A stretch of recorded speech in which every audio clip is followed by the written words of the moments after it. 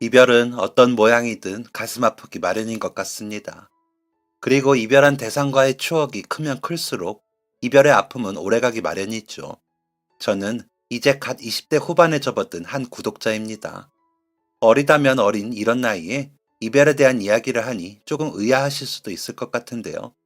저는 20살에 홀로 저를 키운 아버지와 이별한 경험이 있습니다. 몸의 일부가 떨어져 나가는 듯한 고통스러운 시간이었죠. 아버지는 어머니 없이 홀로 저를 키우셨습니다. 어머니가 돌아가셨다거나 부모님이 이혼을 하셨다는 등의 이유가 아니었어요. 저에게는 어머니라는 존재 자체가 없었습니다. 중학생이 되어서야 알게 된 사실이지만 어머니는 아버지와 연애하던 중에 저를 가지셨고 아버지와 이별한 후에야 제 존재를 아셨다고 합니다. 돌봐줄 가족이 없었던 어머니는 누군가의 도움을 받지 못한 채 홀로 저를 낳으셨고 어느 순간부터 저를 감당할 수 없게 되자 저를 아버지에게 데려다주고 떠나셨다고 하죠. 갓난아이일 때 아버지에게 맡겨진 거라 저에게는 어머니에 대한 기억이 전무합니다. 그래서 어머니에 대한 그리움은 딱히 없었어요.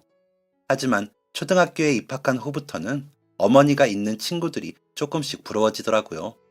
특히 목욕탕에서 친구를 만날 때면 부러운 마음이 더욱 커졌습니다.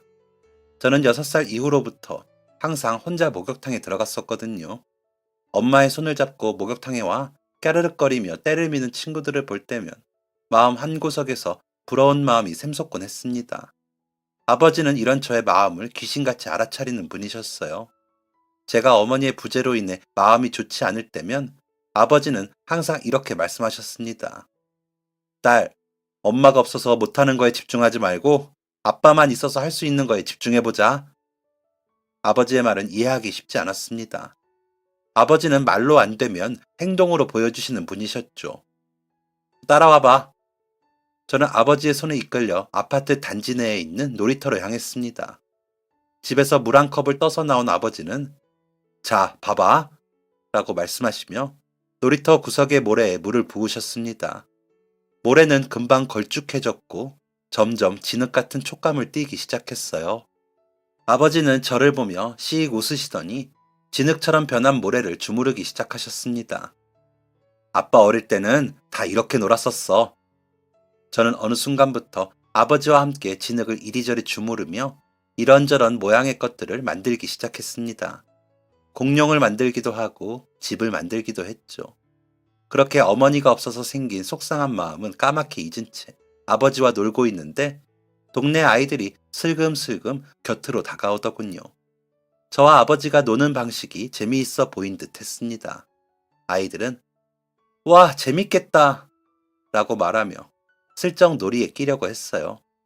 저는 옆으로 비키며 아이들이 앉을 수 있는 자리를 만들어 주었죠. 그런데 그때 멀리서 동네 아이의 어머니가 소리치는 게 들렸습니다. 야, 최철수! 너 또 모래장난 하기만 해! 너 지금 입은 옷 더러워지면 당장 입을 옷이 없어! 어머니의 불호령을 들은 동네 아이 철수는 결국 시무룩한 표정으로 돌아갈 수밖에 없었습니다. 아버지는 터덜터덜 돌아가는 철수의 뒷모습을 보고 이렇게 말씀하셨어요.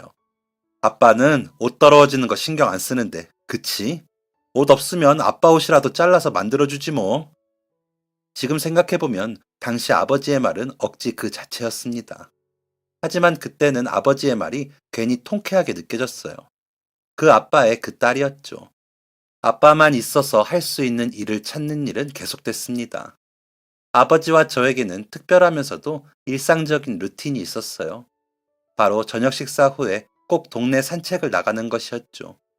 당시 아버지와 제가 살던 동네는 산책로가 잘 구성되어 있었기 때문에 저희 가족 외에도 산책을 나오는 가족들은 굉장히 많았습니다. 게다가 날씨가 더워지면 더 많은 가족들이 집 밖으로 산책을 나왔죠. 그날은 약간 후덥지근한 날씨였던 것으로 기억합니다. 저와 아버지는 한 손으로 부름배를 두드리고 한 손에는 아이스크림을 들고 있었어요. 역시 밥 먹은 다음엔 아이스크림이지. 철없이 웃는 아버지는 아이스크림을 정말 좋아하셨습니다. 저는 그런 아버지에게 말했어요. 근데 내 친구들은 아이스크림 잘 못 먹는데. 왜? 이 썩는다고 엄마들이 못 먹게 한대. 아버지는 또다시 껄껄 웃으셨습니다. 양치 잘하면 괜찮아. 우리 딸 아이스크림 먹었으니까 자기 전에 꼭 양치질 해야 해. 알겠지? 저는 제보를 잡아당기는 아버지를 향해 억울하다는 듯이 소리쳤어요. 아빠는 내가 무슨 앤 줄 알아? 당시 저의 나이는 초등학교 저학년이었어요. 아버지는 또다시 껄껄 웃으며 제 머리를 헝클이셨습니다. 그래, 그래. 우리 딸 다 컸네. 다 컸어. 몇 밤 자면 시집 간다고 하겠다. 아버지와 저의 산책은 보통 이런 식이었어요. 아버지가 저를 놀리고 저는 화를 내는 시기였죠. 그렇게 여느 때와 다름없이 티격태격거리며 산책을 하는데 갑자기 투둑거리는 소리와 함께 하늘에서 빗방울이 하나둘씩 떨어지기 시작했습니다. 저는 이마에 묻은 물방울을 닦아냈죠. 그런데 물방울을 닦아내는 건 별 의미 없는 행동이었습니다. 떨어진 물방울을 닦아내는 게 의미가 없을 정도로 비가 쏟아져 내리기 시작했기 때문이었어요. 예고 없었던 빗줄기에 산책 중이던 모든 이웃들은 일제히 비를 피해 집으로 들어갔습니다.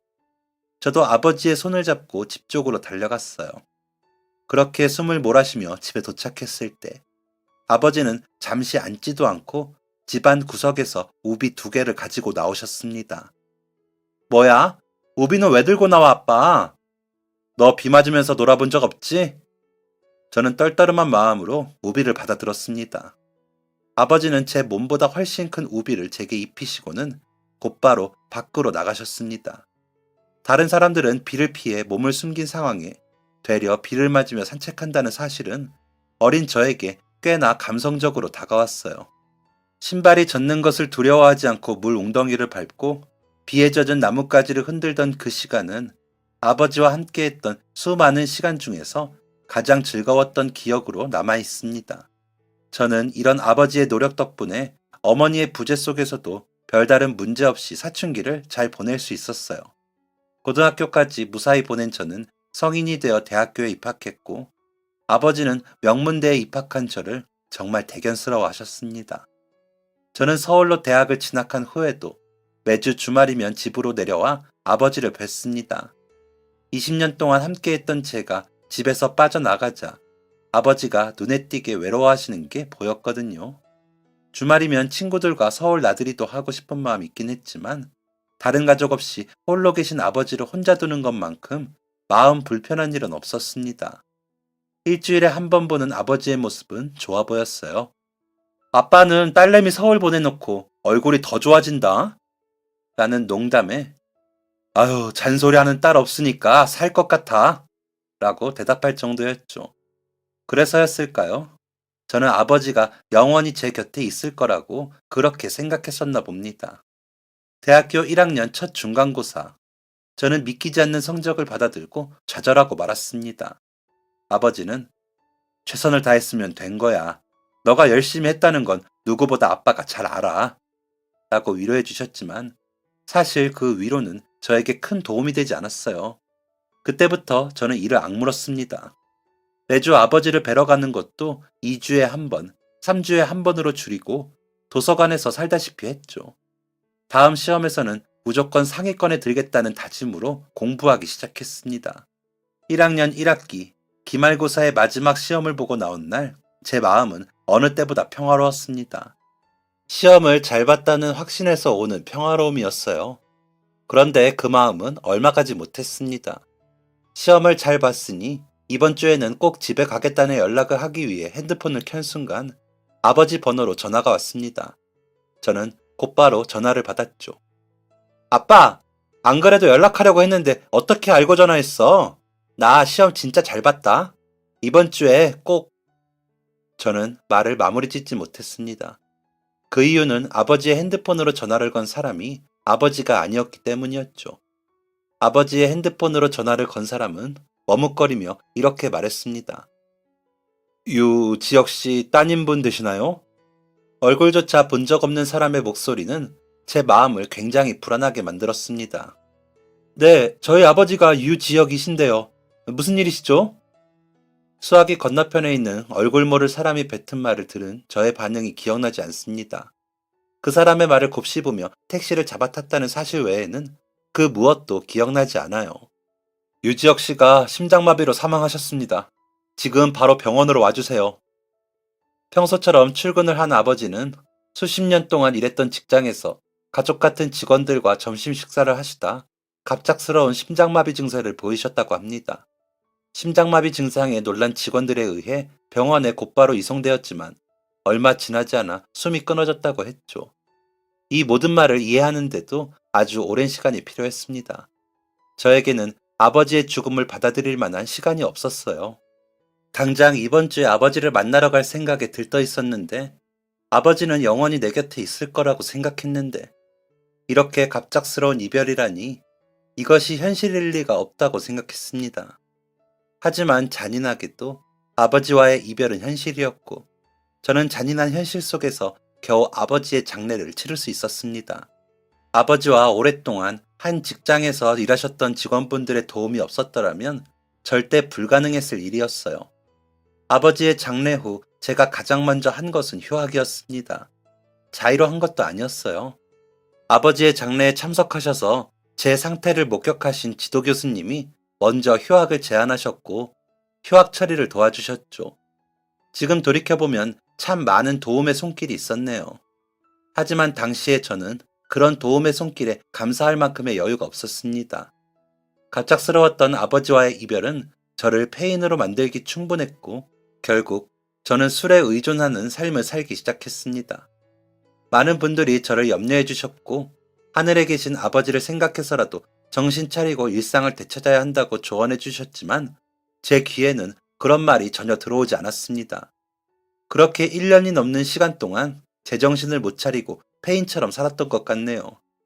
제대로 된 음식물 섭취도 없이 매일매일 술에 의존해서 살던 저는 점차 음식물을 넘기는 행위 자체도 힘들어하게 되었고 스스로도 건강에 이상이 생겼음을 느끼게 되었습니다. 하지만 이런 태도를 개선해야겠다고 생각한 적은 없었어요. 부끄럽게도 이대로 아빠 곁으로 가면 좋겠다는 생각만 할 뿐이었죠. 저는 평상시와 다름없이 편의점에서 술을 사들고 집으로 돌아오던 중 극심한 보통을 느끼며 구토를 했고 그대로 정신을 잃었습니다. 눈을 떴을 때는 병원 응급실이었죠. 담당 의사는 저에게 정밀 검사를 권했지만 저는 거절했습니다. 하지만 의사는 끈질겼어요. 제가 검사를 받기 전까지는 절대 보내주지 않을 것 같았죠. 저는 결국 의사의 성화에 못 이겨 정밀 검사를 받게 되었고 제가 갑상선암 초기라는 것을 알게 되었습니다. 갑작스러운 복통과 구토는 오랫동안 지속된 음주 때문이었어요. 의사는 저에게 초기에 발견해서 정말 다행입니다. 지금부터라도 술 끊고 치료받으세요. 그러면 살 수 있습니다. 라고 이야기했죠. 역시 저는 그 말에 귀를 기울이지 않았습니다. 저는 치료를 권하는 의사에게 몸이 건조한 표정과 말투로 검사 받으라고 해서 받았으니까 이제 집에 가도 됩니까? 라고 말한 뒤 그대로 일어나 집으로 돌아왔습니다. 집으로 돌아올 때 제 마음은 편했어요. 아빠 곁으로 가고 싶다고 매일 울면서 기도했더니 하늘이 기도를 들어준 건가? 이제 드디어 아빠를 만날 수 있겠구나. 보고 싶다, 우리 아빠. 그리고 저는 다짐했습니다. 암 치료를 위한 그 어떤 치료도 받지 않겠다고요. 이상할 정도로 처연해진 마음으로 집에 돌아오니 그제야 엉망이 된 집이 보였습니다. 저는 하나둘 엉망이 된 집을 정리하기 시작했어요. 나도 이제 죽고 없으면 이 집을 관리할 사람이 없을 텐데 죽기 전에 미리 집을 정리해 놔야겠다 라는 생각이었죠. 한참 동안 집을 정리하고 어질러진 물건을 정리하다 보니 아버지와 함께 찍었던 사진들이 눈에 보이기 시작했습니다. 저는 고개를 돌려 1년이 넘게 굳게 닫혀 있었던 아버지의 방문을 바라보았습니다. 조심스럽게 방문 앞으로 다가간 저는 슬며시 문고리를 잡아 돌렸어요. 아버지가 심장마비로 돌아가신 후 저는 단 한 번도 아버지의 방을 들어가 본 적이 없었습니다. 아버지의 방을 정리하는 건 아버지의 흔적을 정리한다는 건데 저는 아버지의 흔적을 정리할 자신이 없었거든요. 이제 다 끝난 마당에 뭐 어때? 내 물건도 다 정리할 텐데 아빠 물건도 다 정리해둬야지. 초연해진 마음에 저는 이런 생각으로 아버지의 방문을 열었습니다. 방문을 연 뒤 저는 왈칵 쏟아지는 눈물을 애써 참아야 했습니다.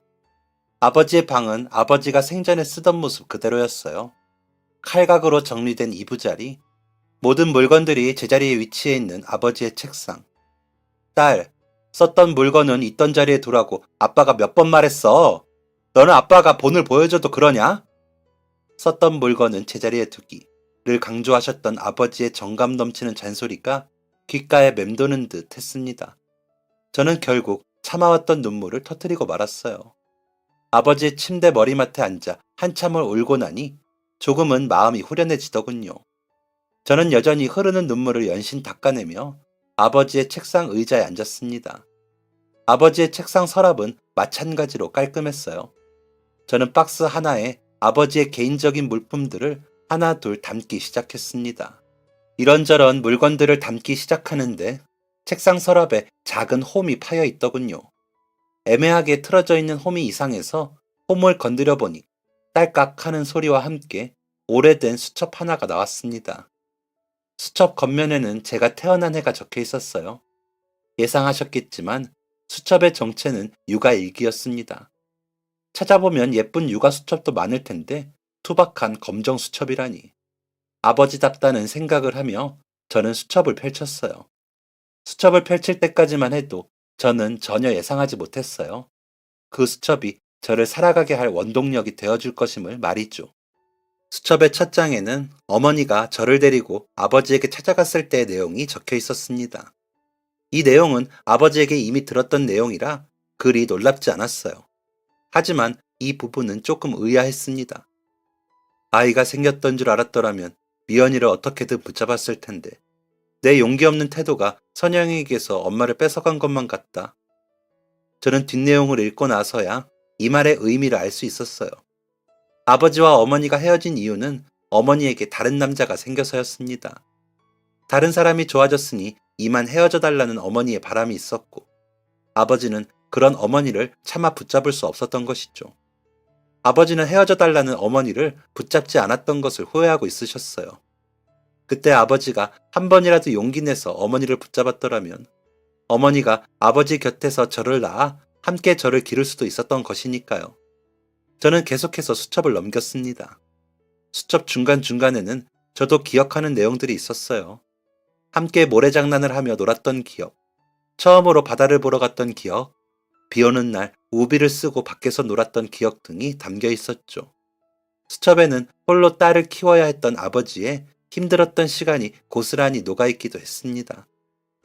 선영이가 엄마의 부재를 느끼는 것 같다. 아빠로서 내가 뭘 해줄 수 있을까? 선영이가 행복한 어른으로 자라는 것, 내가 원하는 건 그것뿐이다. 오늘 처음으로 선영이와 따로 목욕탕에 들어갔다. 그 어린애가 자기 몸만한 목욕 바구니를 들고 나오는데 괜히 눈물이 났다. 나도 참 주책이지. 선영이한테 들킬까봐 얼른 눈물을 닦아냈다. 아버지의 육아 수첩을 보는 내내 저는 아버지에 대한 사무치는 그리움에 눈물을 멈출 수 없었습니다. 그리고 어릴 때는 몰랐던 아버지의 고뇌와 슬픔까지 오롯이 느껴져 어찌할 바를 모르겠더군요. 그런데 그때 등장한 일기의 중반부 내용은 저를 얼어붙게 만들었습니다.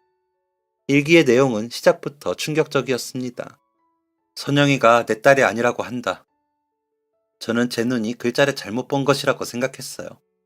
그래서 눈을 비비며 수첩에 적힌 내용을 다시 읽었죠. 하지만 연신 눈을 닦아봐도 수첩에 적힌 내용은 그대로였습니다. 선영이가 내 딸이 아니라고 한다? 저는 더듬거리며 수첩의 내용을 소리내어 읽기 시작했습니다. 미연이에게 연락이 왔었다. 이유도 없이 만나자고 하길래 선영이가 보고 싶어진 건가 싶어 가슴 졸이며 약속 장소로 나갔다. 그런데 민영이는 선영이의 안부를 한 번도 묻지 않았다. 마음 한구석에서는 어떻게 그럴 수가 있냐는 소리가 터져 나왔지만 한편으로는 다행이었다. 엄마의 부재를 간신히 이겨낸 아이에게 갑작스러운 엄마의 등장은 상처가 될 테니까. 차라리 미연이가 선영이에게 관심이 없는 것이 다행이라는 생각이 들었다. 그런데 가벼운 안부를 묻던 미연이가 돌연 눈물을 흘리더니 자신이 암에 걸렸다는 사실을 나에게 말했다. 이미 암이 상당히 진행되어서 생존율도 희박한 상태라고. 나는 엉엉 우는 미연이에게 해줄 말이 없었다. 그저 우는 미연이를 앞에 두고 미연이에게 휴지를 건네줄 뿐이었다. 그런데 그때 미연이가 이렇게 말했다. 너처럼 좋은 사람이 없다는 걸 그때 알았어야 했는데 너를 떠나서 다른 남자에게 간 과거가 너무 후회돼. 한순간도 후회를 안 한 적이 없어. 여전히 나는 미연이에게 해줄 말이 없었다. 미연이가 나를 버리고 선택한 남자에게 크게 대이고 모든 걸 잃었다는 것을 알고 있기는 했지만 나는 해줄 말이 없었다. 미연이는 아무 대답이 없는 내가 답답했나 보다. 결국 미연이는 죽는 그날까지 숨겼어야 했던 그 사실을 나에게 밝히고 말았다. 너는 화도 안 나? 차라리 내 꼴을 보고 조롱이라도 해. 나 버리고 딴 놈한테 가더니 꼴 좋다고 말이라도 하라고. 나는 이렇게 착한 너한테 남의 자식을 키우라고 줘버렸단 말이야. 나는 미연이의 말을 이해하지 못했다. 그래서 물어봤다. 남의 자식을 키우라고 준 게 무슨 말이냐고. 미연이는 여전히 우는 얼굴로 이렇게 말했다. 내가 너한테 데려다 준 그 애, 너 딸 아니야. 나 버린 그놈 딸이야. 나는 버럭 화를 냈다. 대체 무슨 생각으로 그런 짓을 저지른 거냐고. 미연이는 계속해서 울었다. 그놈이 나랑은 아이를 가질 생각이 없었다는데 그럼 어떡해. 애를 지우든 버리든 둘 중 하나를 해야 나를 만나주겠다는데 그럼 내가 어떡해. 미연이의 말을 들은 그때 내 머리를 채운 생각은 분노가 아닌 안도였다. 그리고 그 안도는 내가 우리 선영이를 만날 수 있었음에 대한 감사함에서 비롯된 것이었다. 나는 더 이상 미연이를 앞에 두고 앉아있을 수 없었다. 미연이를 그대로 둔 채 어떻게 차를 몰았는지도 모르겠다. 운전하는 내내 내 마음속에서는 선영이가 내 딸이 아니라니 라는 생각과 미연이가 선영이를 포기하지 않아줘서 다행이다 는 생각이 충돌하고 있었다. 집으로 돌아오는 시간이 영겁의 시간과 같았고 집문을 여는 게 그렇게 무서웠던 적이 없었다. 그런데 집문을 열고 들어온 나를 마중 나온 선영이의 얼굴을 보자마자 내 마음속에 모든 근심과 걱정은 사라졌다. 그리고 단 한 가지의 생각만이 남았다. 나는 우리 딸의 아빠다. 이 일기를 쓰는 지금 이 순간 선영이는 자기 방에서 곤히 자고 있다. 나는 선영이가 언제까지고 단잠을 자길 바란다. 걱정도 근심도 없이 사랑이 가득한 세상 속에서 살길 바란다. 일기를 다 읽은 저는 두 가지 충격에 휩싸였습니다. 첫 번째는 아버지에게 말도 안 되는 일을 저지른 친모에 대한 충격이었어요. 사람이 얼마나 이기적이면 이럴 수가 있는가 라는 생각이 들었죠. 두 번째 충격은 가늠할 수조차 없는 아버지의 사랑의 깊이에서 비롯됐습니다.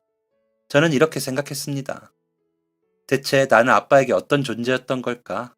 자기를 버리고 다른 남자를 선택한 여자의 배신의 증거로 태어난 나를 딸로 받아주다니. 대체 아빠의 사랑은 얼마나 컸던 걸까? 그 순간 고개를 드니 눈앞에 거울이 놓여 있더군요. 그제야 초췌한 몰골에 제 모습이 보였습니다. 두 눈은 퀭하고 피골은 상접해 있고 몸은 깡말랐으며 머리카락과 피부에서 윤기라고는 찾아볼 수 없었죠. 순간 제 모습이 너무나 부끄러웠어요. 아빠가 나를 어떻게 키웠는데 라는 생각과 함께 아버지에게 너무나 죄송했습니다. 그리고 다짐했어요. 살아야겠다고 말이죠. 아버지에게 감사하다는 말과 죄송하다는 말, 그리고 잘 살아보겠다는 말까지 하고 싶은 이야기는 많았지만 아버지는 이미 이 세상에 안 계신 분이었습니다. 그래서 저는 아버지가 예전에 쓰시던 핸드폰 번호로 문자를 하나 남겼어요. 아버지에게 닿을 수 있는 유일한 방법이라고 생각했기 때문이었죠. 아빠가 갑작스럽게 내 곁을 떠났던 날 사실 나는 삶을 포기했어. 그리고 그때는 그게 당연한 거라고 생각했어. 그래서 아빠를 떠나보내고 폐인처럼 사는 내 인생을 부끄러워하지도 않았지. 그런데 오늘 아빠가 썼던 육아일기를 봤어. 아빠는 시련이 찾아왔을 때 시련에 맞서 싸웠던 사람이더라. 아빠는 단 한 번도 포기한 적이 없었어. 그걸 너무 늦게 알아차려서 미안해. 아빠는 항상 나에게 문제를 극복하고 맞서 싸우는 방법을 알려줬는데 나는 아빠가 알려준 대로 살지 않고 쉽게 삶을 포기하려고 했어. 아빠, 그동안 나는 아빠에게 부끄러운 딸이었어. 하지만 이제는 부끄럽지 않은 딸이 되어보려고 해. 언젠가 아빠를 다시 만나게 된다면 그때는 나를 자랑스러운 우리 딸이라고 불러줘. 아, 그리고 아빠, 나 갑상선암 진단을 받았어. 아빠의 일기를 보기 전만 해도 암으로 죽는 것도 나쁘지 않겠다는 생각을 했는데 지금 와서 보니 초기에 암을 발견한 게 얼마나 다행인지 몰라. 나 이제 열심히 치료받을 거야. 치료받아서 건강해질 거고 건강해져서 아빠가 그토록 놀렸던 모태솔로 신세도 탈출할 거야. 기대해도 좋아. 그리고 아빠, 나를 아빠 딸로 사랑해줘서 고마워. 아빠는 정말 최고의 아빠야. 사랑해 아빠. 그리고 미안해. 몇 번이나 쓰고 지우기를 반복했던 문자를 보내고 나니 그제야 혹시 이 번호를 다른 사람이 쓰면 어떻게 하지? 라는 생각이 들었습니다. 그런데 다행스럽게도 답장은 오지 않았어요. 아무도 아버지가 쓰던 번호를 이어 쓰지 않는 것 같았죠. 그래서 저는 이후로도 아버지의 생신, 저의 생일, 아버지의 기일 등의 날이 되면 아버지의 번호로 문자를 보내고는 했습니다. 치료를 받는 동안에는 더 자주 문자 메시지를 보냈던 것 같아요. 아빠, 오늘도 치료받고 왔어. 나이가 어려서 회복이 빠르고 경과가 좋다는데 이걸 웃어야 할지 울어야 할지 모르겠더라. 그래서 아빠가 알려준 대로 그냥 웃었어. 웃어야 할지 울어야 할지 모르겠으면 그냥 웃으라고 했었잖아. 나 잘했지? 사실 나 매일매일이 고통스럽고 힘들어. 하지만 그래도 웃으면서 버티고 있어. 아빠한테 자랑스러운 딸이 되려고. 오늘따라 더 보고 싶다, 아빠. 저는 그렇게 답이 오지 않는 문자를 보내고 또 보냈습니다. 안녕, 아빠. 오늘은 아빠가 회사에서 가장 친하게 지내셨던 박 부장 아저씨가 김치를 가져다 주셨어. 매번 잊지 않고 이렇게 챙겨주시는 게 얼마나 감사한지 몰라. 박 부장 아저씨한테 치료가 끝났다고 이야기하니까 너무 기뻐하시더라. 그래서 처음으로 박 부장 아저씨랑 긴 이야기를 나눴어. 아저씨가 나를 잊지 않고 찾아주시는 이유는 내가 불쌍해서가 아니라 아빠에 대한 고마움 때문이었더라. 아빠, 아빠는 내 생각보다 더 좋은 사람이었어. 그리고 아빠가 다른 사람들을 도와주고 살폈던 그 일들이 지금의 나를 도와주고 살펴주고 있어. 나는 예전에도 지금도 아빠 덕분에 사네. 고마워, 아빠. 오늘도 정말 보고 싶다. 이 문자 메시지의 내용처럼 저는 참 많은 분들에게 도움을 받았습니다. 저를 끝까지 설득해서 정밀 검사를 받게 했던 의사 선생님부터 항상 저를 들여다보며 챙겨주셨던 박 부장 아저씨, 학교에서 한 학기밖에 보지 않았지만 항상 저를 관심있게 살펴준 동기들과 교수님, 어릴 때부터 자주 만났던 옆집 아주머니까지 참 많은 분들이 저를 살아가게 해주셨어요. 그런 관심 속에서 암 완치 판정을 받은 저는 곧바로 학교에 복학했습니다. 주기적으로 병원에 가서 추적 검사를 받았는데 그 긴 시간 동안 암과 비슷한 것 하나도 발견된 적이 없었어요. 그렇게 학교를 무사히 졸업한 저는 졸업식 날에도 아버지의 번호로 문자를 보냈습니다. 이번에는 학사모를 쓴 제 사진과 함께였죠. 아빠, 나 졸업했어. 아빠 기일날에 문자 보내고 한동안 연락이 뜸했던 게 이것 때문이었어. 졸업 준비로 정신이 하나도 없었거든. 동기들보다 한참 늦게 졸업한 건데도 동기들이 다 찾아와서 졸업을 축하해줬어. 아, 내 담임 교수님은 나 졸업한다니까 우시더라. 아빠가 교수님을 만났으면 참 좋았을 텐데. 교수님은 내가 대학에 입학한 후로 항상 따뜻하고 좋은 분이셨어. 어쨌든 아빠, 나 이렇게 졸업도 무사히 했고, 이제 취업이라는 큰 산만 남았어. 지금까지 내가 이렇게 버틸 수 있었던 건 수많은 사람들과 아빠의 사랑 덕분이었던 것 같아. 내가 과연 그 사랑에 보답할 수 있을까? 내가 아빠처럼 좋은 사람이 될 수 있도록 응원해줘. 오늘도 보고 싶다. 사랑해, 아빠. 역시 답장은 오지 않았습니다. 당연한 일이었죠.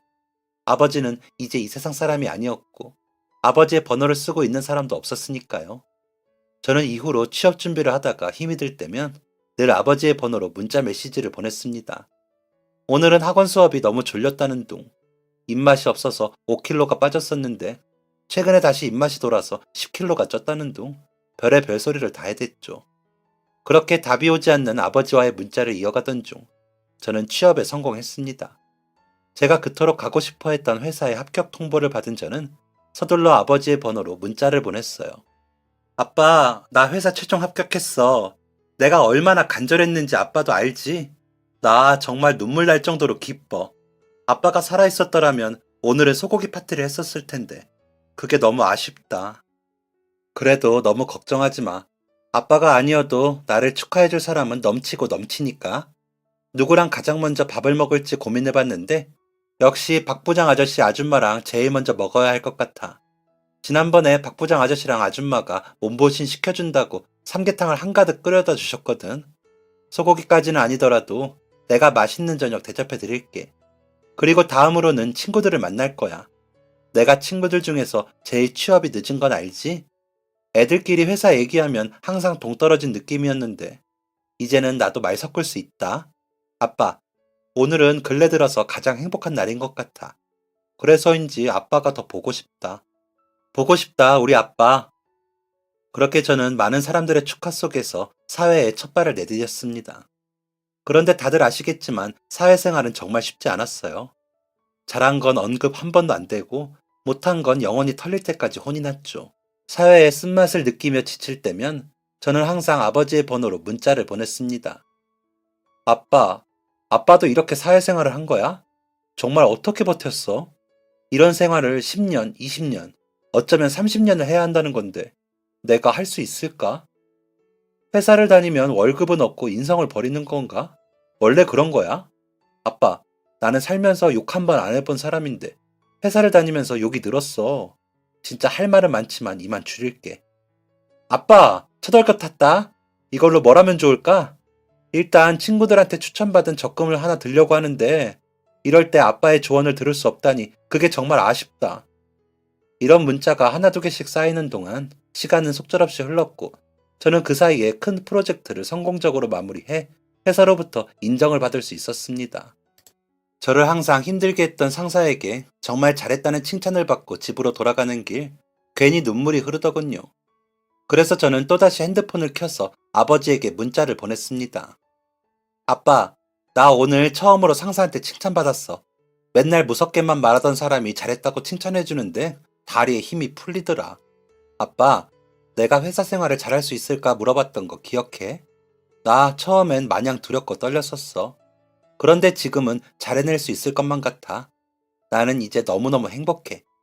아빠가 하늘나라로 간 이후에 페인처럼 살았던 그 시간이 생각도 나지 않을 정도로 행복해. 치료를 받으면서 받았던 고통도 흐릿할 정도로 행복해. 아빠, 나는 아빠가 나에게 보여준 멋진 세계에서 한 사람의 몫을 다하고 있어. 아빠는 내가 행복한 어른으로 자라길 바란다고 했었지. 그게 유일한 꿈이라고 했었지. 아빠는 아빠의 꿈을 이뤘어. 나는 아빠의 흔적으로 가득한 이 세상에서 그 누구보다 행복해.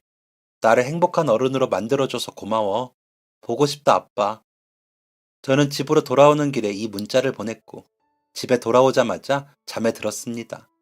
화창한 토요일 주말 아침, 개운한 기분으로 핸드폰 알람을 확인하는데, 핸드폰에 우리 아빠라는 이름으로 문자가 온 게 보였습니다. 단 한 번도 답장이 온 적이 없었기 때문에 저는 제가 꿈을 꾸고 있는 줄로만 알았어요. 하지만 놀랍게도 답장이 온 것은 현실이었습니다. 현실이라는 것을 깨우치자마자 민망함이 몰려왔어요. 뭐야?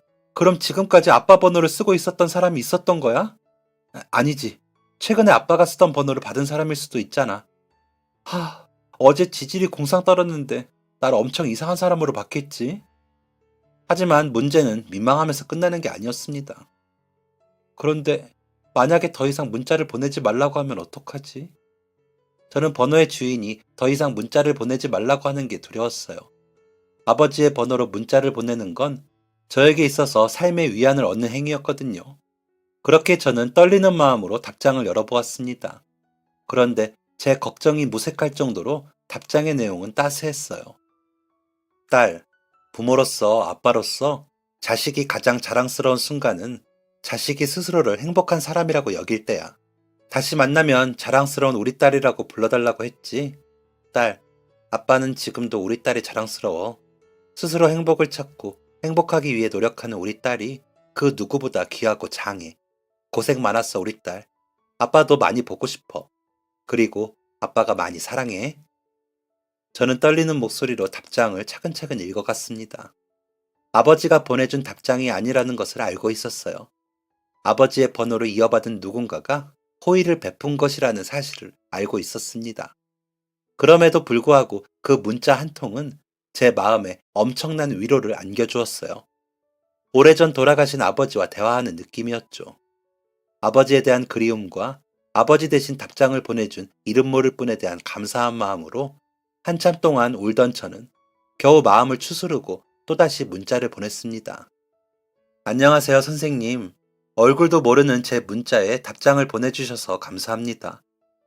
저는 문자에 제가 언제부터 이런 문자를 보내기 시작했는지, 그리고 이런 문자를 왜 보내게 되었는지에 대한 내용을 담았습니다. 그렇게 문자를 보낸 후 돌아온 답장은 정말 놀라웠어요. 제가 번호를 바꾼 지 반년이 지나고 난 뒤에 첫 문자가 도착했습니다. 저는 처음부터 지금까지 모든 문자를 봐왔어요. 사실 처음부터 문자에 답장해주고 싶었습니다. 하지만 그럴 수가 없었어요.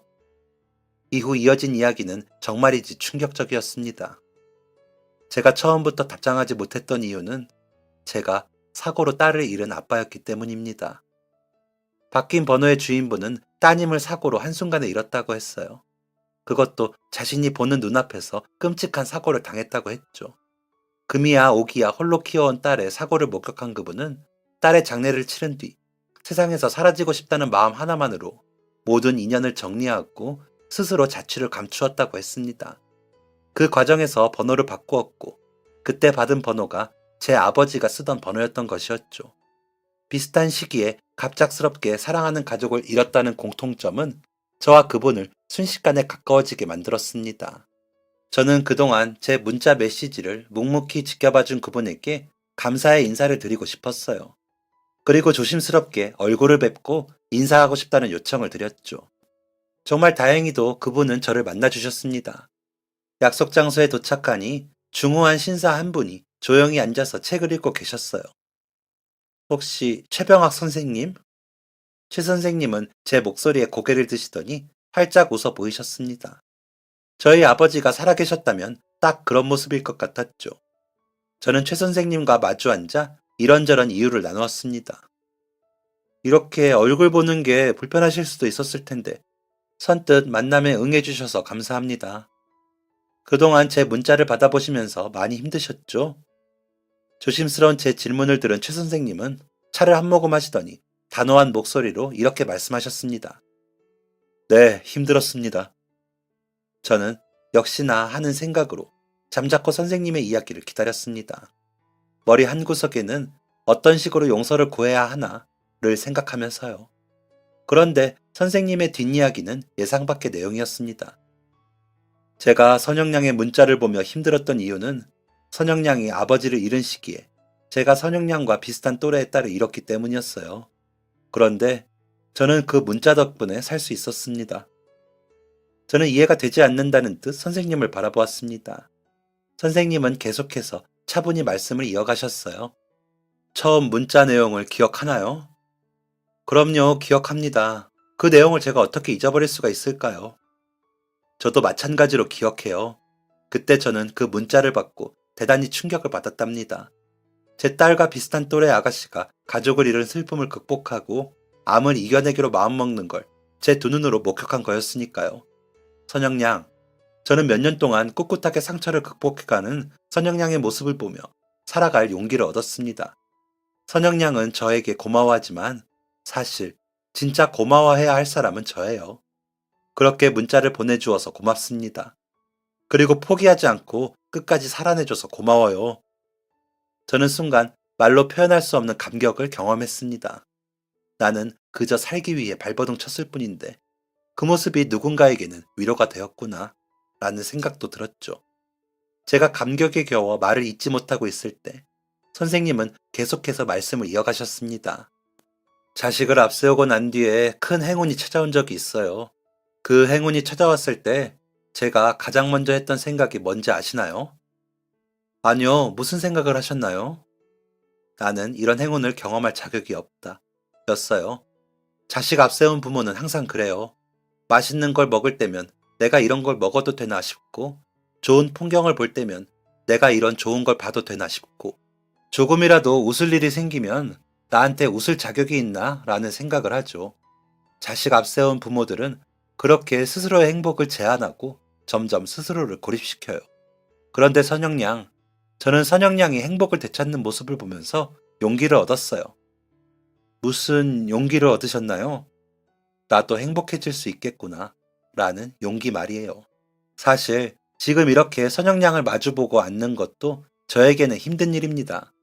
우리 딸이 살아있었으면 딱 저 또래였을 텐데 라는 생각이 머리를 떠나지 않아요. 그런데 말이에요. 그러면서도 행복해하는 선영양을 보고 있자면 나도 다시 행복해질 수 있겠구나 라는 생각이 들어요. 딸이 살아 돌아오지 않는 이상 저는 평생 예전과 같은 행복을 경험하지는 못할 거예요. 하지만 적어도 오늘 먹은 맛있는 음식을 맛있게 느낄 수 있고, 오늘 본 멋진 단풍을 멋지게 느낄 수 있고, 유머를 보며 미소 지을 수 있다면 저는 그것만으로도 충분할 것 같아요. 저에게 이런 용기를 줘서 고맙습니다, 선영양. 잊지 않고 문자를 보내줬던 것도 고마워요. 이후로도 참 많은 이야기가 오고 갔던 것으로 기억합니다. 선생님과 저는 첫 만남 자리에서 서로에게 크나큰 위로를 전해주었어요. 저는 선생님으로부터, 선생님은 저로부터 큰 위로를 얻었죠. 이후 선생님과 저는 계속해서 만남을 이어갔습니다. 선생님은 아버지의 기일이 되면 항상 저를 찾아와 주셨어요. 그리고 저는 선생님 따님의 기일이 되면 선생님을 찾아뵈었죠.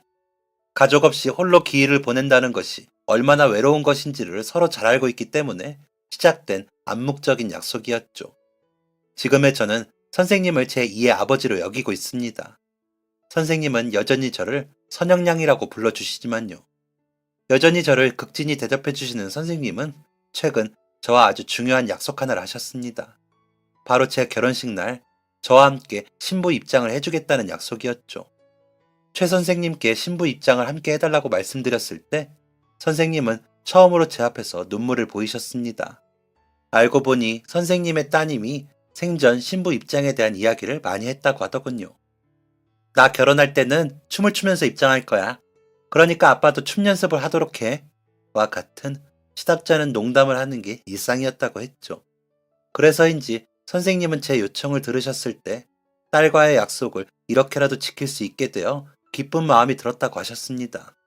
그런데 이런 약속을 해놓고 죄송하게도 저는 아직 결혼할 사람이 없습니다. 하지만 함께 손잡고 들어갈 어른이 생겼다는 사실이 마음에 큰 위안이 되네요. 누군가는 혈연 관계도 아닌 사람과 함께 식장에 들어간다고 쓴소리를 할 수도 있겠죠. 그런데 같은 피가 흐른다고 가족이 되는 것은 아니라는 사실을 저는 아버지의 육아 수첩을 통해 알았습니다.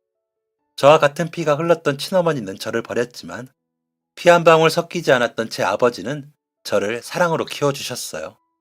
저에게 있어서 가족은 단순히 서류로 이어진 존재가 아닙니다. 서로를 진심으로 염려하고 위해주며 서로의 행복을 바라주는 게 진정한 가족이죠. 그런 의미에서 저는 참 많은 가족을 두고 있습니다. 아버지가 돌아가신 후 항상 저를 살펴주셨던 박 부장 아저씨 아줌마, 대학 입학 후 항상 저를 신경 써주셨던 교수님, 그리고 동기들, 암 치료를 받는 제가 혹여나 밥을 굶을까 당번을 정해 반찬을 해다 주셨던 같은 아파트 단지 아주머니들, 마지막으로 긴 시간 동안 마음 깊이 저를 응원해 주시며 같은 아픔을 공유해 주었던 최 선생님까지 이렇게 많은 분들이 다 저의 가족이네요. 마지막으로 선생님이 저에게 해주셨던 이야기로 사연을 마무리하고자 합니다.